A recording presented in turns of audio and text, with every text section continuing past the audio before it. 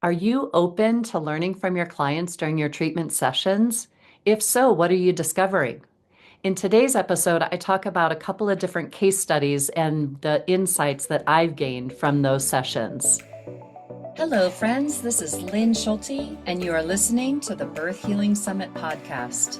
We are here for meaningful conversations that will transform the way you work with pregnant and postpartum clients.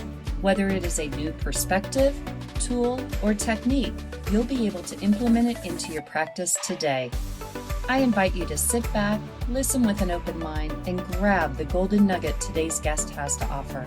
Now let's get started. Hello, everybody. Welcome to this episode. And today I want to talk about some of the things, the kind of fascinating things that I've been learning from my client sessions. And I want to just help bring it to your awareness as well, because I feel like it's kind of cool stuff. So the first patient I want to talk about, I might have done a talk on her in another podcast, but this is a client that when I first saw her the first time, I had my hands on her body, and not very far into the session, she just kind of got this sense. She's like, I'm done. I need to be done. And I'm like, okay, so I pulled my hands off, and then we just ended up working at a distance, and her body really appreciated that. And after that session, I'm trying to remember if I've only seen her twice or three times. I think I've seen her, this was my third time where I got this new aha moment with her. But she came in after her second session with me. So I'm seeing her for her third now. And she made me aware that her body, now, mind you, this person is extremely sensitive, extremely in tune with her body, yet there's a lot of trauma that she's dealing with. So she's been doing a lot of great work with herself and her body. And she came in and told me, she said, you know, I really appreciate how well you listen to my body, and I'm so grateful for that. She said, but what's come to mind for me, or what's come up for me, is that not every aspect of my body is on board when we're doing something. And I was like, tell me more. And she said that she felt like sometimes her body was saying yes, but her nervous system was saying no. And I was like, interesting. All right. Thank you for this information. And it just helped me to be able to tune in at a much more deeper level, much more attuned level. And for some of you, you might be like, duh, Lynn. But this is kind of the first time that it's been brought to my awareness that sometimes the tissues might want one thing or the organs might want one thing, but yet the nervous system is saying something else. And it actually came up in our session then that day where my hands were on her body and my intuition was pulling me to put my hand on her ischial tuberosity. And I believe she was sitting at this time because, we were doing some work and she goes, okay, I need to just sit up right now. I'm like, great. And then we were doing, I think, some hands off. And then she's like, I think I want your hand here. And I'm like, great. Okay. So I put my hand there. And then my other hand was just kind of holding space near her body, but not touching her body. But yet I felt drawn to put this hand underneath her ischial tuberosity. And so I asked her, and she's like, yes, okay. And as I put my hand under her ischial tuberosity, it was like the tissues were saying yes, but the nervous system was saying no. And when I brought that to her attention, I said, this is what I'm sensing. And she said, yep, I'm getting the same thing. So I withdrew my hand from that area and just kind of globally asked, okay, body, what is going to support you the best in this moment? And it really helped me to understand that not all of our parts of our body might be on board, that we might need to really tune into not only just the tissues, but what's the nervous system response to my hand placement in these people, in our clients who are highly sensitive, highly traumatized, that we may need to work with the parts of their systems. Just like if you've taken my intensive course, we talk about the parts of ourselves. So in IFS, internal family systems, talks about us having different parts and having to work with the different parts.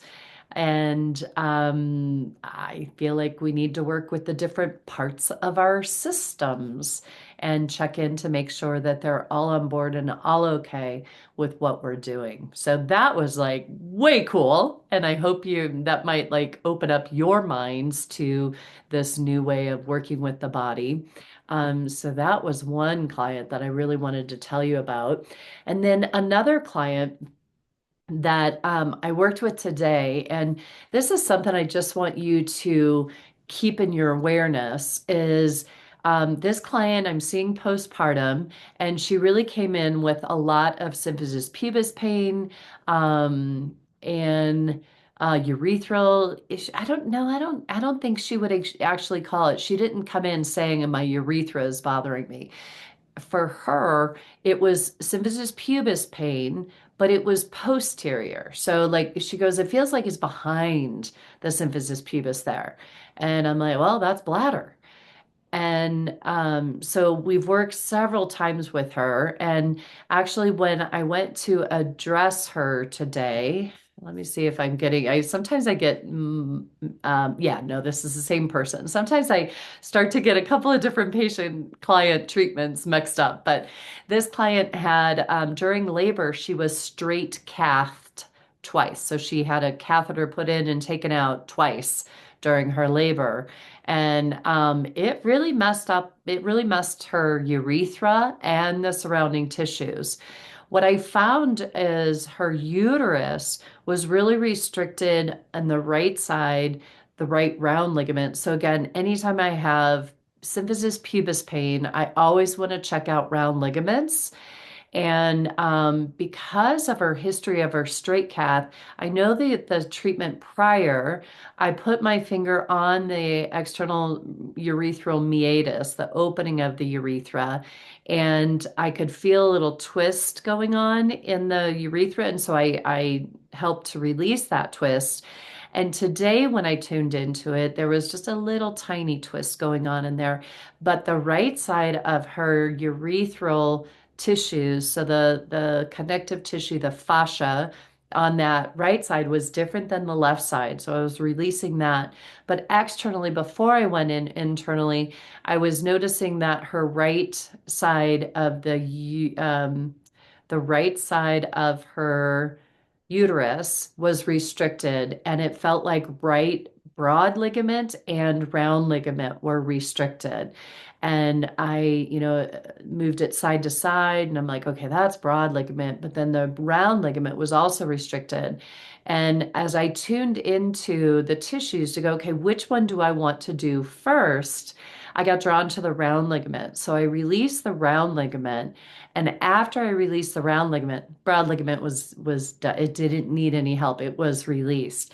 So the moral of that story is when you can treat the most primary structure, sometimes it releases all of them or, both structures at the same time. And that's what happened today. I didn't need to work on the broad ligament in there.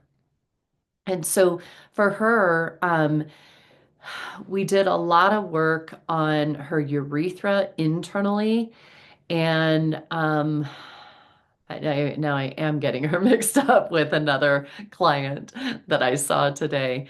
Um, but there was a lot of tension just in her right lower abdominal fascia and that whole area. But I think for her, it was the straight cathing that really did cause a lot of this pubic pain.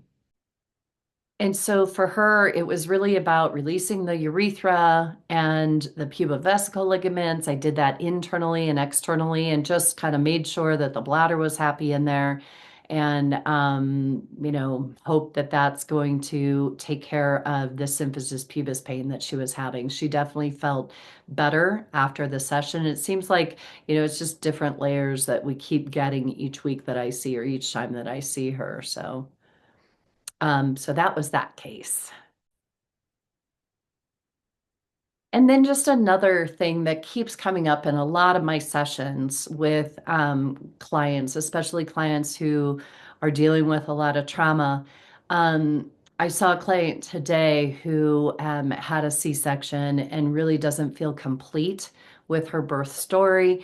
But when I talked to her on the phone, she was very much all up in her head and really trying to figure things out and just, all up in her head and really trying to make sure she could understand exactly what happened to her. And so I tried to appease her mind as best I could. And I said, let's, come on in and let's see what really needs to happen here.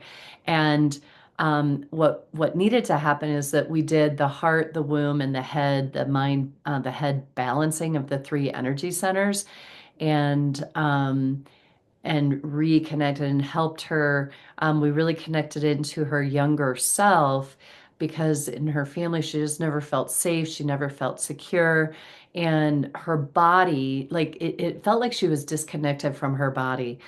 And so we didn't work at all on her birth story. And I told her that, this is where your body's guiding me, and this is what really needs to happen in order for us to be able to go there, is that we need to get you back in your body and feeling safe in your body. And then we can go process the birth aspect of what's happened to you. And so helping, please keep in mind people who are up in their heads and they're constantly trying to figure everything out from a head level. If we can help them connect into their heart, into their womb space, those are two other powerful energy centers in your body that are meant to help guide us. And because she's done a lot of counseling, a lot of talk therapy, and I think the talk therapists are really helping her to get into the sensations of what she's noticing in her body. She was pretty good at that. And so we were able to help her to process on a whole new level and shift some limiting beliefs. And she felt so much better. In fact, she was a little dizzy after the session because I think energy was flowing so much more than she's ever, had before. And she really liked the work that we did. And I said, this is what needs to happen now in order for you to be able to handle the birth that you want to help, heal that birth experience. And so know that your clients have an intention. Like, a lot of them come to us with the intention of doing intravaginal work. But if their body's not on board, we need to help them to understand that there's other work that needs to happen first in order for us to be able to get to what they really want out of the session.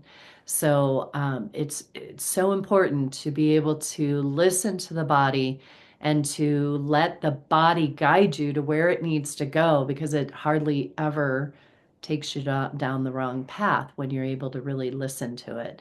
So just know that that is so, so important. And those are some of the things that came up for me, what my clients' bodies are teaching me. And I do have something that I'm percolating with, something that can be a little controversial. That's the word I'm looking for. And so I'm not quite ready yet to explore it out loud with you all, but no, I'm working on something that I think is going to be really important. But because it's so controversial, I want to kind of sit with it and see what unfolds and talk to a couple other providers out there about it. But I'm excited about this potential that I think we need to be doing more of. So stay tuned on that. And when I feel that's ready, I'll be sharing more about that with you in the future, hopefully. Okay. So thank you for listening into this. I hope that you're able to take these pieces of tidbits that I'm sharing with you and hopefully apply it to your sessions so that you can be more successful with your clients and really support your clients in the healing that needs to happen in your session. So thank you for listening, everybody. Here is to smoother births, faster recoveries, and listening to the body. Take care. We'll see you on the next episode. Bye-bye. Today's podcast was brought to you by the Institute for Birth Healing. To discover more, visit instituteforbirthhealing.com. To claim $50 off of any online course, use coupon code PODCAST50 at checkout. Till next time, I'm Lynn Schulte, founder of the Institute for Birth Healing.